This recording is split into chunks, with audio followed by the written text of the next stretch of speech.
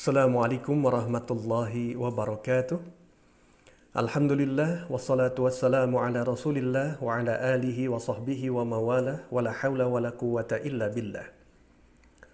Segala puji bagi Allah Subhanahu wa taala yang telah melimpahkan nikmat dan karunia-Nya kepada kita semua sehingga kita bisa bertemu kali ini dalam kajian hadis Nabi sallallahu alaihi wasallam yang akan membahas mengenai proses perjuangan penulisan hadis Nabi sallallahu alaihi wasallam. Mudah-mudahan pertemuan kita senantiasa diberkahi oleh Allah Subhanahu wa taala. Amin ya rabbal alamin. Saudara-saudaraku yang dirahmati Allah Subhanahu wa taala, kita mengetahui bahwasanya hadis Nabi atau sunnah nabawiyah adalah satu dari dua sumber hukum Islam setelah Al-Qur'anul Karim. Kedua sumber ini adalah pedoman bagi umat manusia dalam menjalani hidup dan kehidupannya. Di samping akan menghindarkan manusia dari ketersesatan perjalanan hidup mereka di dunia ini, sehingga mereka mendapatkan kebahagiaan duniawi dan ukhrawi. Sebagaimana Nabi SAW pernah bersabda dalam sebuah hadis yang diriwayatkan oleh Imam Hakim dan Imam Baihaqi, "Qad taraktu fikum amrayn isnaini matamasaktum bihima falan tadilu abada, Kitabullahi wa sunnati." Sungguh telah aku tinggalkan dua perkara yang jikalau kalian berpegang teguh kepadanya, niscaya kalian tidak akan pernah sesat selama-lamanya. Kitabullah, yaitu Al-Quran, wa sunnati, dan sunnahku, kata Nabi Sallallahu Alaihi Wasallam. Kedua sumber ini sudah dijamin oleh Allah Subhanahu Wa Taala untuk dijaga dan dipelihara sampai akhir zaman melalui tangan-tangan para ulama.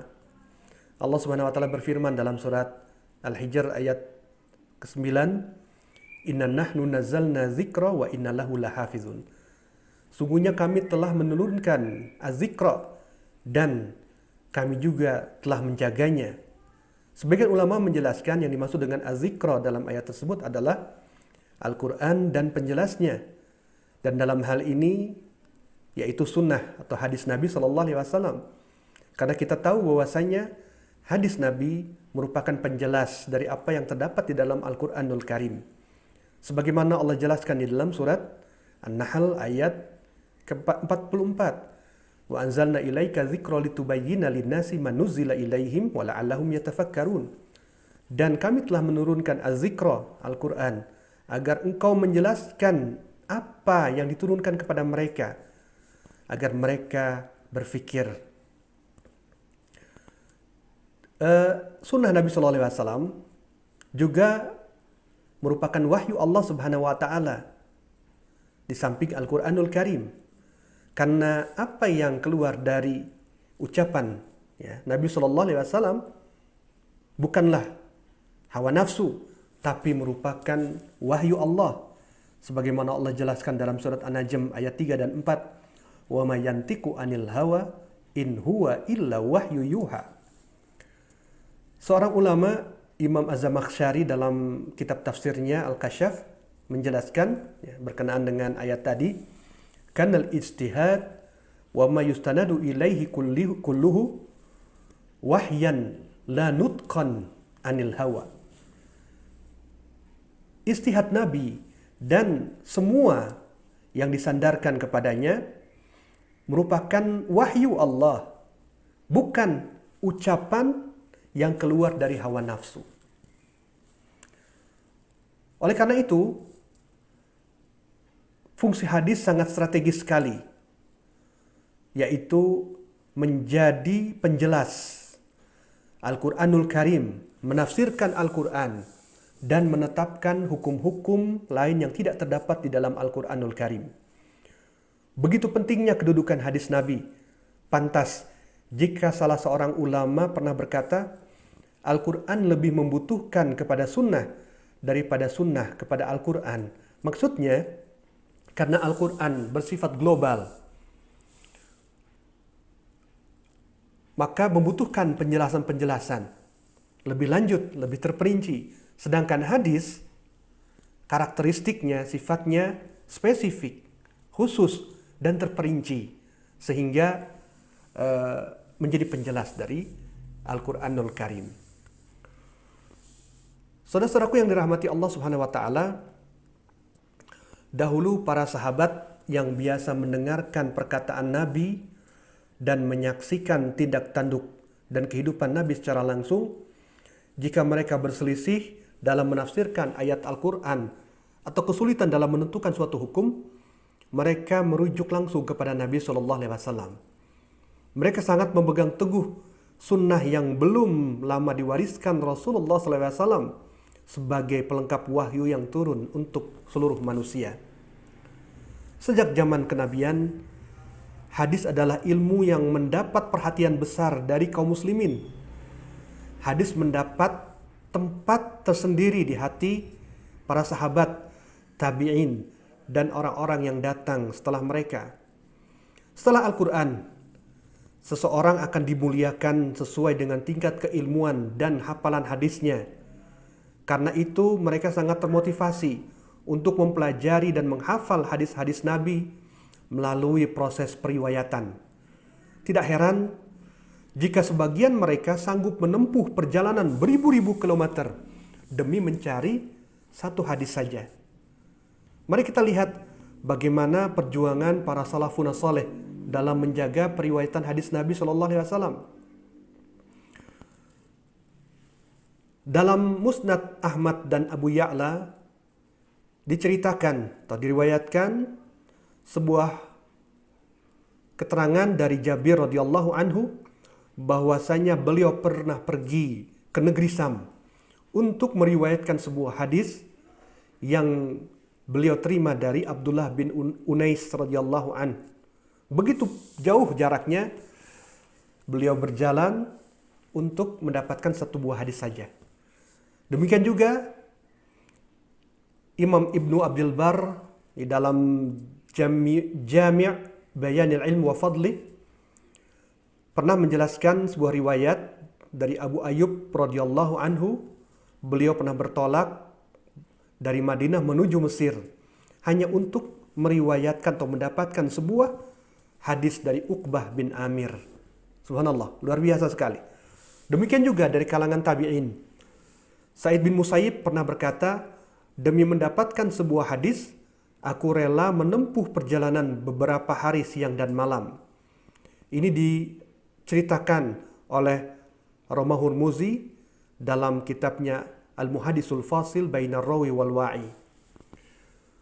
Kemudian Amir Asy-Sya'bi, seorang ulama besar, pernah berangkat ke Mekah hanya untuk mendapatkan 3 buah hadis yang pernah disampaikan kepadanya dengan harapan dapat bertemu salah seorang sahabat Nabi SAW untuk memastikan kembali tentang hadis-hadis tersebut. Kemudian juga seorang Imam Baqi bin Makhlad, beliau menempuh perjalanan jauh dengan berjalan kaki dari Andalusia, Spanyol, sampai ke Baghdad untuk meriwayatkan ilmu dan hadis dari Imam Ahmad, sebagaimana diceritakan oleh Imam Zahabi dalam Syiarul A'lami Nubala. Nah, saudara-saudara yang dirahmati Allah Subhanahu wa taala, demikianlah betapa luar biasa perjuangan para sahabat, para ulama, para tabi'in ketika itu untuk memperoleh hadis Rasulullah sallallahu alaihi wasallam. Nah, di dalam pertumbuhan ilmu hadis, kaum muslimin lebih cenderung bertumpu pada kekuatan hafalannya tanpa menuliskan hadis-hadis yang mereka hafal sebagaimana yang mereka lakukan dengan Al-Qur'anul Karim. Kemudian ketika sinar Islam mulai menjelajah berbagai negeri, wilayah kaum muslimin semakin meluas. Para sahabat pun menyebar di sejumlah negeri tersebut dan sebagiannya sudah mulai meninggal dunia, serta daya kemampuan hafalan kaum muslimin yang datang setelah mereka sedikit melemah. Kaum muslimin mulai merasakan pentingnya mengumpulkan hadis dan menuliskannya. Peran dan jasa para ulama begitu besar dalam menjaga dan memelihara hadis Rasulullah SAW. Mungkin tanpa jasa mereka, kita tidak akan bisa merasakan nikmatnya membaca hadis-hadis Nabi sebagai pedoman hidup kita. Kita tidak bisa mengetahui perjalanan hidup Rasulullah SAW. Kita tidak bisa mengetahui bagaimana akhlak Rasulullah SAW. Kita juga tidak bisa mengetahui bagaimana cara beribadah Nabi Shallallahu Alaihi Wasallam, bagaimana interaksi beliau dengan keluarga, dengan para sahabatnya. Oleh karena itu, begitu besar ya jasa mereka. Semoga Allah merahmati mereka semua. Seorang ulama besar, Imam Syafi'i, pernah berkata, "Idza ra'aitu rajulan min ashabil hadis, faka'anni ra'aitu rajulan min ashabi Rasulillah sallallahu alaihi wasallam. Jazahumullahu khairan, fahum hafizu lana al-asla, falahum alaina fadlun." Jika aku melihat seorang ahli hadis, maka aku seakan melihat sahabat Rasulullah sallallahu alaihi wasallam. Semoga Allah membalas kebaikan mereka karena mereka telah menjaga untuk kita keaslian hadis. Maka mereka mempunyai keutamaan terhadap kami. Demikian juga Imam Sufyan Ats-Tsauri pernah berkata, "Al-malaikatu hurrasus sama wa ashabul hadis hurrasul ard." Malaikat adalah para penjaga langit, sedangkan ahli hadis adalah para penjaga bumi. Saudara-saudaraku yang dirahmati Allah Subhanahu wa taala, sejarah penulisan hadis itu sudah dimulai pada awal masa kenabian. Ada sebuah buku yang cukup bagus ya, yang berbicara secara lengkap tentang penulisan hadis Rasulullah SAW. Bukunya berjudul As-Sunnah Qabla Tadwin. Sunnah sebelum kodifikasi atau sebelum pembukuan hadis, dikarang oleh Dr. Muhammad Ijad Al-Khatib. Beliau menjelaskan secara terperinci bagaimana proses penulisan hadis Rasulullah SAW sejak pertama kali, sejak zaman Rasulullah sampai kemudian berkembang terus ya, sampai kemudian dibukukan ya, seperti saat ini kita bisa menikmati karya para ulama, diantaranya kitab Muwatta ya, kitab Muwatta karangan Imam Malik bin Anas radhiyallahu anhu ya, ulama besar, ulama mazhab ya. Nah, kita bisa menikmatinya. Kemudian juga misalnya ada kitab Sunan Nasa'i karangan Imam Nasa'i ya. Nah, inilah hasil karya mereka, dan itu melalui sebuah proses yang cukup panjang, melalui perjuangan yang tidak mengenal lelah, sehingga bisa kita dapatkan hasil karya mereka seperti saat ini. Saudara-saudaraku yang dirahmati Allah Subhanahu wa taala, sebagaimana yang saya sampaikan tadi, bahwasanya sejarah penulisan hadis Rasulullah dimulai pada masa kenabian. Awalnya memang Rasulullah SAW pernah melarang para sahabatnya menulis hadis. Seperti riwayat dari Abu Sa'id Al-Khudri, "La taktubu anni wa man kataba anni ghairul Qur'an falyamhu." Janganlah kalian menulis dariku, dan barang siapa yang telah menulis dariku selain Al-Quran maka hapuslah. Hadis ini diriwayatkan oleh Imam Muslim. Namun di akhir hayat Rasulullah, beliau mengizinkan penulisan hadis, seperti yang diriwayatkan oleh Abdullah bin Amr bin As. Beliau mengatakan, "Dahulu aku menulis semua yang aku dengar dari Rasulullah SAW karena aku ingin menghafalnya. Kemudian orang-orang Quraisy melarangku. Mereka berkata, 'Engkau menulis semua yang kau dengar dari Rasulullah.' Dan Rasulullah SAW adalah manusia, kadang berbicara karena marah, kadang berbicara dalam keadaan ridha. Mulai dari sejak itu aku pun tidak menulis lagi sampai aku bertemu Rasulullah SAW dan mengadukan masalah ini. Kemudian beliau bersabda sambil menunjukkan jarinya ke mulutnya, 'Tulislah, demi yang jiwaku ada di tangannya, tidaklah keluar dari mulutku ini kecuali kebenaran.'" Hadis diriwayatkan oleh Abu Dawud, oleh Imam Ahmad dan Imam Hakim. Demikian pula disebutkan dalam Sahih Al-Bukhari ya, di dalam Kitabul Ilm, bahwa Abdullah bin Amr bin As biasa menulis hadis. Abu Hurairah radhiyallahu anhu berkata, "Tidak ada seorang pun dari sahabat Rasulullah SAW yang lebih banyak hadisnya dari aku kecuali Abdullah bin Amr. karena ia biasa menulis sementara aku tidak. Kalau kita perhatikan ya dari hadis-hadis tersebut, maka kelihatan ada kontradiktif di antara keduanya. Ada yang melarang dan ada yang membolehkan penulisan hadis. Para ulama kemudian mencoba untuk mencari jalan keluar, menggabungkan kedua hadis tersebut. Kemudian mereka berpendapat dan pendapatnya bermacam-macam. Pendapat yang pertama, ya, ketika mereka menggabungkan kedua hadis tersebut, pelarangan penulisan hadis terjadi jika hadis ditulis dalam lembaran yang sama bersama Al-Quran. Jadi Al-Quran dan hadis ditulis dalam satu lembar. Nah, dalam hal ini maka tidak diperbolehkan atau dilarang. Alasan yang kedua, pelarangan penulisan hadis terjadi saat wahyu Al-Quran masih turun. Karena Nabi takut tercampurnya Al-Quran dengan hadis. Jadi karena pada masa itu di awal Al-Quran turun, ya, maka Rasulullah SAW khawatir jikalau para sahabat beliau menuliskan apa yang beliau ucapkan, yaitu hadis Rasulullah SAW. Karena apa? Khawatir takut tercampur, ya, karena mereka belum terbiasa ataupun belum familiar dengan Al-Quran, karena Al-Quran belum dituliskan secara menyeluruh. Kemudian yang ketiga, yaitu pelarangan penulisan hadis terjadi karena Nabi takut kaum muslimin akan sibuk terhadap hadis melebihi kesibukannya terhadap Al-Quran.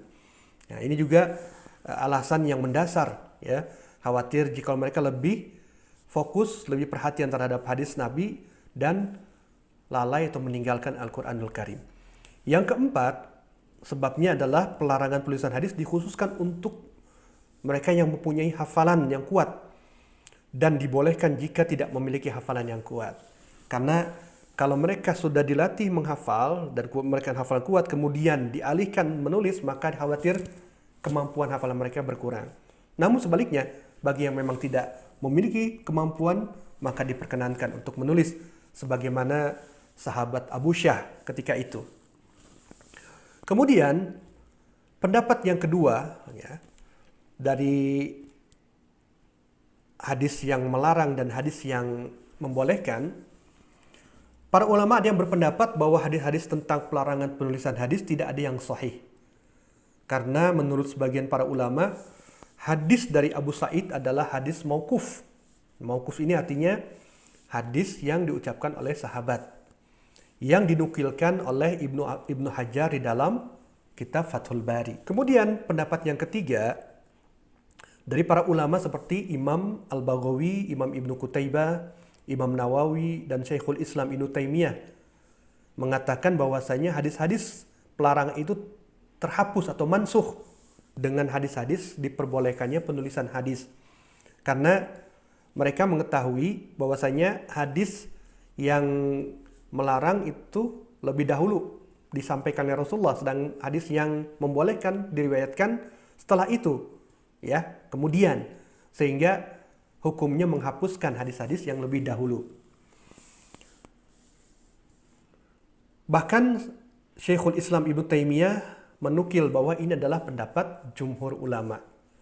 Jadi kesimpulannya dari semua pendapat ulama, bahwasanya penulisan hadis itu dibolehkan, bahkan disunahkan menulisnya, dan sudah terjadi di zaman Rasulullah SAW. Bahkan terdapat ijma dari para ulama akan bolehnya penulisan hadis Nabi, seperti yang dicantumkan oleh Al-Qadhi Iyad dalam kitabnya Ikmalul Mu'lim. Demikian juga Imam Ibnu Salah dalam kitabnya Ulumul Hadis atau Muqaddimah Ibnu Salah, Imam Ibnul Asir dalam kitabnya Jami'ul Usul, dan Imam Zahabi dalam kitabnya Siyarul A'lamin Nubala. Demikian juga Imam Al-Iraqi dalam kitabnya Alfiyah Al-Iraqi. Pada zaman sahabat radhiyallahu anhum terdapat beberapa kemajuan pengumpulan dan penulisan hadis.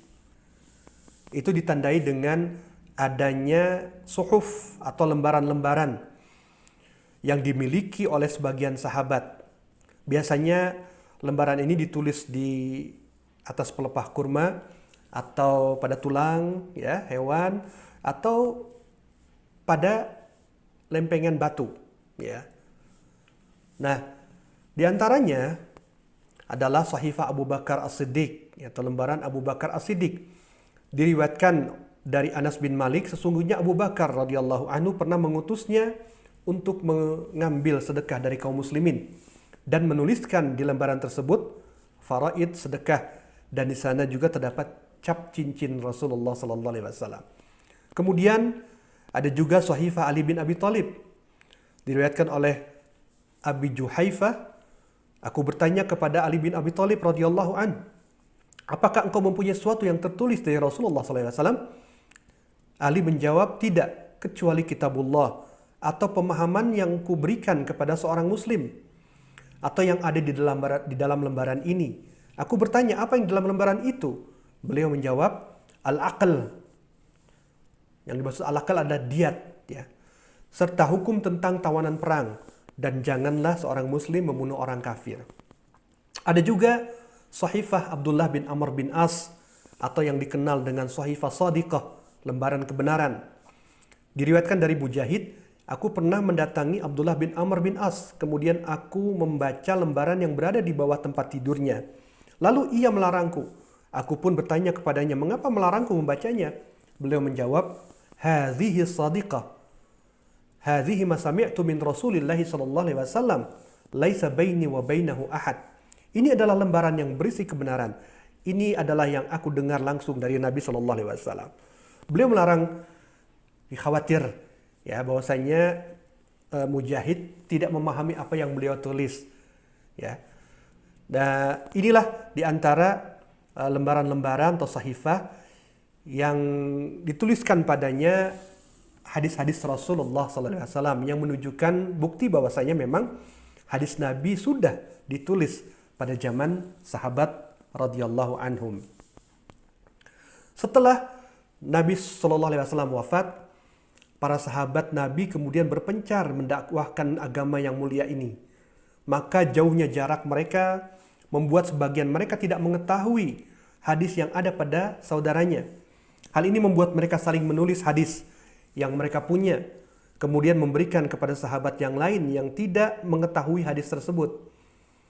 Seperti tulisan Jabir bin Samurah kepada Amir bin Sa'ad bin Abi Waqqas, juga tulisan Usaid bin Khudair kepada Marwan bin Hakam, berisi hadis Nabi dan beberapa keputusan atau pendapat Abu Bakar, Umar, Utsman, dan tulisan Zaid bin Arqam kepada Anas bin Malik. Nah, saudara-saudaraku yang dirahmati Allah Subhanahu wa taala, itulah proses ya penulisan hadis Nabi semenjak zaman Nabi dan pada zaman sahabat Rasulullah SAW. Dan itu menjadi bukti kepada kita bahwa memang penulisan hadis Nabi sudah dimulai sejak dahulu, sejak pertama kali Rasulullah SAW diutus sebagai Nabi SAW. Mudah-mudahan apa yang dijelaskan bisa bermanfaat. Insyaallah kita akan lanjutkan pada kesempatan yang akan datang. Terima kasih atas perhatiannya. Mohon maaf atas segala kekurangannya. Billahi taufik wal hidayah. Aqulu qauli hadza wa astaghfirullah li wa lakum. Assalamualaikum warahmatullahi wabarakatuh.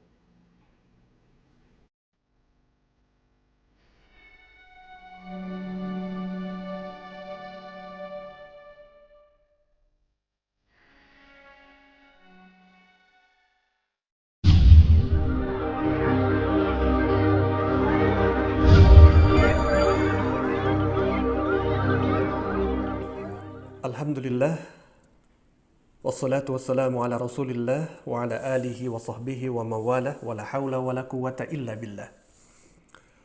Segala puji bagi Allah Subhanahu wa taala yang telah melimpahkan nikmat dan karunia-Nya kepada kita semua sehingga kita diberikan kesempatan untuk bisa bertemu pada kajian hadis Nabi yang insyaallah akan melanjutkan pembahasan mengenai proses penulisan hadis Rasulullah SAW.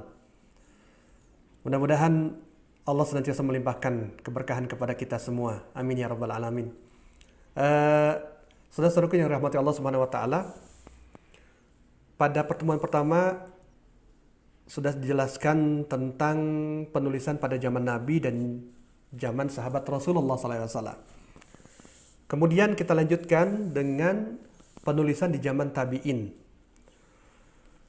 Zaman tabi'in, ya, penulisan ini berkembang pesat. Dan ini didasari oleh beberapa hal. Yang pertama, karena tersebarnya kaum muslimin hampir di seluruh penjuru dunia.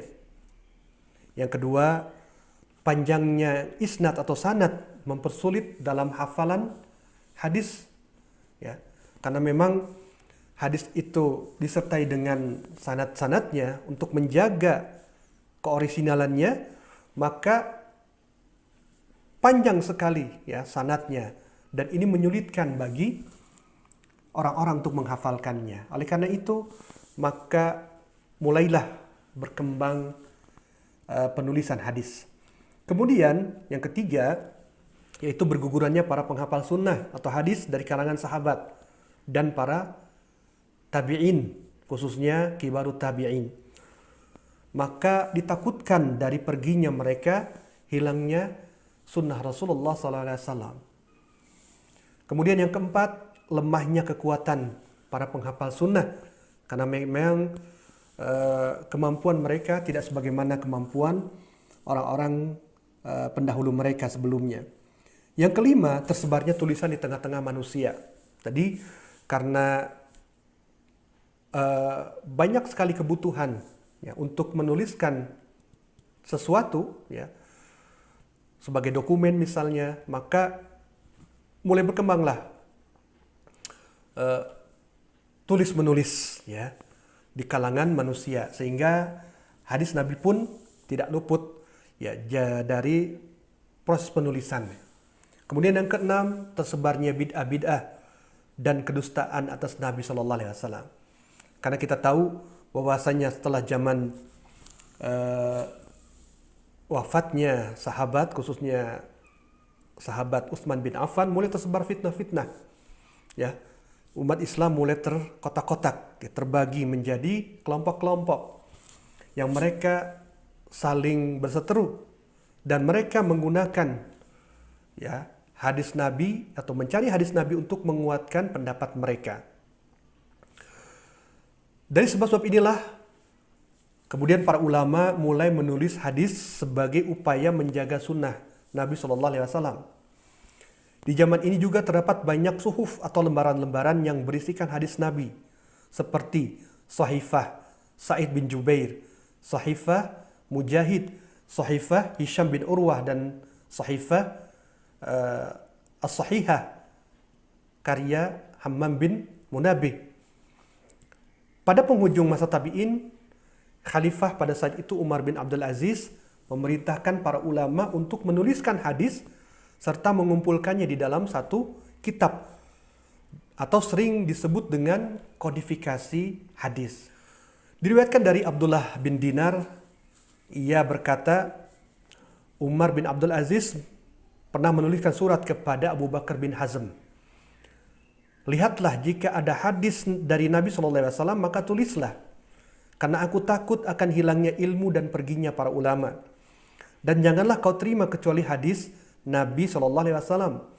Dan periksalah ilmu-ilmu itu, serta duduklah di majelis ilmu dan ajarkan ilmu kepada yang tidak tahu, karena sesungguhnya ilmu tidak akan hilang kecuali karena ia tersembunyi atau tidak didakwahkan. Imam Ibnu Hajar Al-Asqalani mengatakan, dapat diambil faidah dari riwayat ini tentang permulaan kodifikasi hadis Nabawi. Dahulu kaum muslimin mengandalkan hafalan. Ketika Umar bin Abdul Aziz merasa khawatir hilangnya ilmu dengan meninggalnya para ulama, beliau memandang bahwa kodifikasi hadis itu dapat melanggengkannya. Kemudian Imam Zuhri pun pernah berkata, ya, Umar bin Abdul Aziz pernah memerintahkan kami untuk mengumpulkan sunnah Nabi. Maka kami pun menulisnya satu buku. Kemudian buku-buku itu pun dikirimkan ke seluruh negeri. Setiap raja yang masuk dalam wilayahnya mempunyai satu buku tersebut. Maka apa yang dikumpulkan para ulama di zaman Imam Zuhri dikenal sebagai awal pengumpulan hadis dalam satu kitab secara resmi atau sering disebut dengan kodifikasi hadis. Ya. Sebagian orang berpendapat bahwa hadis pertama kali tulis zaman Imam Az-Zuhri. Maka pendapat tersebut keliru sekali. Karena Imam Zuhri bukan yang pertama menulis, ya, namun ia adalah pertama yang mengumpulkan hadis Nabi dalam satu kitab secara resmi. Karena kita semua mengetahui, sebagaimana pernah dijelaskan sebelumnya, bahwasanya proses penulisan hadis Nabi itu sudah dimulai sejak zaman kenabian, ya, sejak Nabi SAW masih hidup.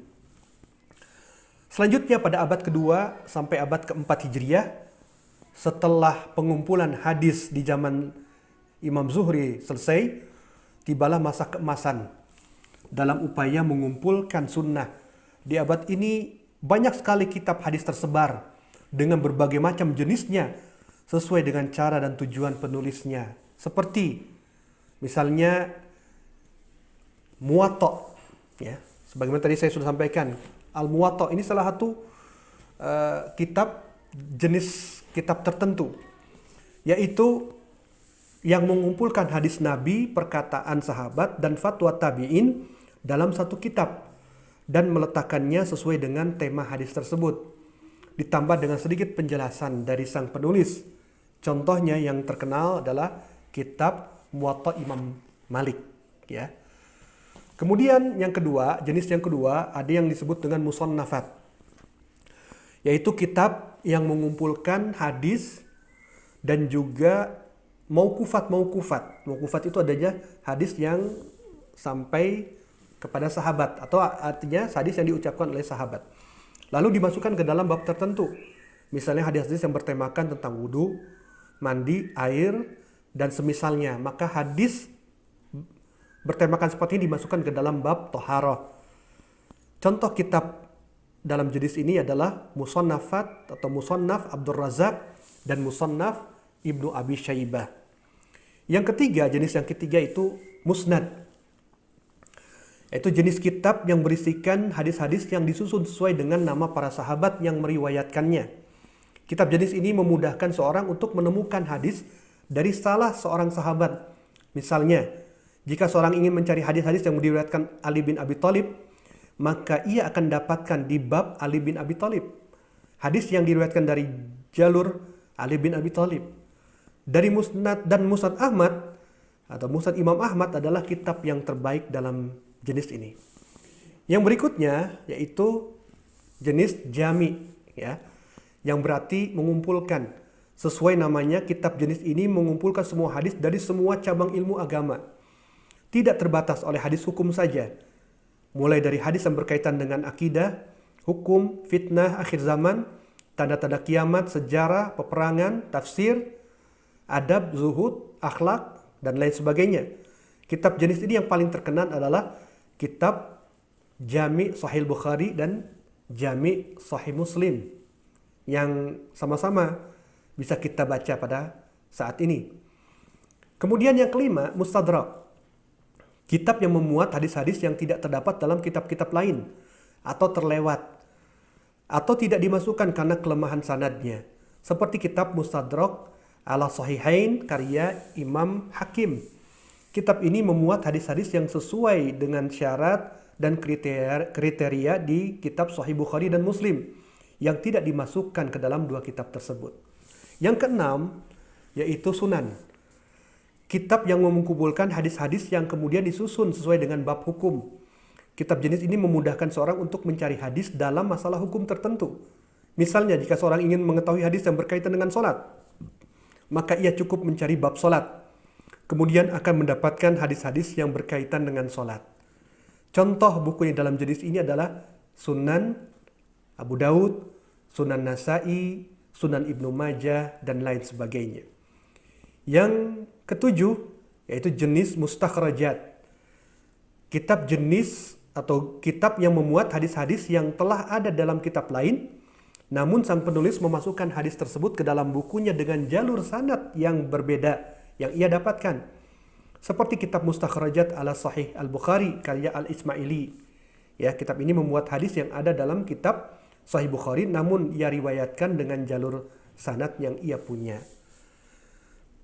Dengan demikian ya, banyak buku-buku hadis ya ditulis pada zaman keemasan tersebut yang membawa orang setelahnya mendapatkan manfaat keilmuan dari mereka. Para ulama yang datang setelah itu, mereka membuat syarah untuk kitab-kitab hadis tersebut. Ada pula yang membuat ringkasannya. Contoh misalnya kitab Sahih Bukhari ya, disyarah oleh Imam Ibnu Hajar Al-Asqalani ya, bernama Fathul Bari. Atau misalnya Sahih Muslim yang disyarah oleh Imam Nawawi ya, dalam kitabnya Syarah Muslim, dan lain sebagainya. Oleh karena itu, ilmu agama pun makin meluas ya setelah abad tersebut. Maka kemudian muncul juga buku-buku ulumul hadis atau mustalahul hadis yang tersebar sampai saat ini. Di antaranya ya, mustalahul hadis ataupun kitab ulumul hadis karangan Ibnu Salah ya, yang sering disebut dengan Muqaddimah Ibnu Salah, ataupun misalnya Nukhbatul Fikar karangan Imam Ibnu Hajar Al-Asqalani, atau kitab Tadribur Rawi karangan Imam Suyuti, dan lain sebagainya. Dan dengan demikian maka ilmu hadis makin berkembang, dan sampai saat ini bisa kita nikmati karya-karya para ulama tersebut. Itulah gambaran ya mengenai sejarah penulisan hadis semenjak di zaman tabi'in radhiyallahu anhum ya sampai zaman keemasan ya, sehingga hadis-hadis bisa terus terjaga dan terpelihara ya dalam kitab-kitab para ulama yang alhamdulillah bisa kita nikmati sampai saat ini. Mudah-mudahan Allah membalas jasa para ulama yang memelihara hadis-hadis Rasulullah SAW, dan mudah-mudahan kita termasuk orang yang menghidupkan hadis-hadis Nabi, dan kita berharap mudah-mudahan kita dipertemukan dengan mereka dan dengan Nabi SAW di surga nanti. Amin ya rabbal alamin. Sebagaimana Nabi pernah bersabda, man ahya sunnati faqad ahabbani wa man ahabbani kana ma'i fil jannah. Barang siapa yang menghidupkan sunnahku, maka sesungguhnya dia telah mencintaiku, dan barang siapa yang mencintaiku maka insyaallah dia akan bersamaku nanti di dalam surga. Amin ya rabbal alamin. Terima kasih atas perhatiannya. Mohon maaf atas segala kekurangannya. Billahi taufik wal hidayah. Wassalamualaikum warahmatullahi wabarakatuh.